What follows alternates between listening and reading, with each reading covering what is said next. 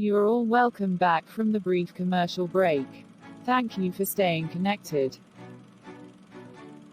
You are welcome to Graceland Diabetes Foundation, an international diabetes educators, reaching out to people in United Kingdom, Africa and world at large.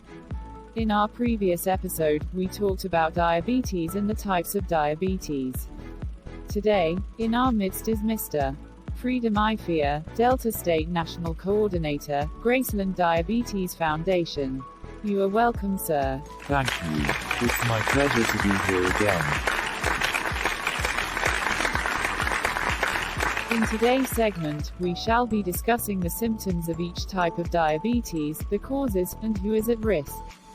Over to you, sir. If you have been following this session, you will agree with me that I have talked about diabetes and its types. Next is symptoms of type 1 diabetes.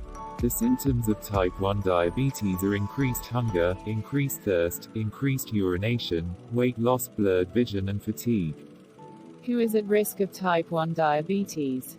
Children who were given antibiotics during the first year of life, especially those born by caesarean section, had a higher risk of developing type 1 diabetes by age 10.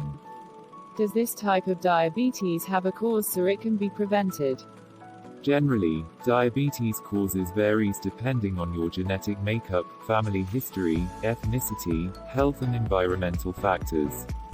This is to say that there is no common causes that fit any type of diabetes. Does that mean scientists have not been able to trace any possible causes to this type 1 diabetes?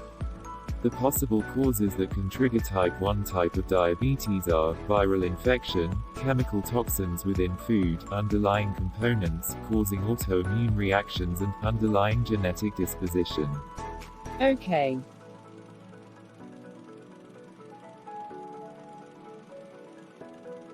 Type 2 diabetes are usually multifactorial, more than one cause is involved. The most overwhelming factor is a family history of type 2 diabetes. Who is at risk? Since it's multifactorial, everyone is at risk. Sir, can you please tell us the causes, so we can be informed? Oh yes, I will. The factors that could trigger type 2 diabetes are bad diet, obesity, increasing age, living a sedentary lifestyle and illness. This is insightful. Thank you. Regarding gestational diabetes, the causes is unknown, but there are a number of risk factors that might trigger it. Who is at risk of gestational diabetes? People with family or ethnic history of gestational type of diabetes are more at risk. Wow. So what then are the causes of diabetes in pregnancy? Like I said earlier, there are no known causes of diabetes. But the possible factors that may trigger gestational diabetes includes family history of gestational diabetes, obesity or overweight. Someone who have had a large baby weighing over 9 lb, and someone suffering from polycystic ovary syndrome.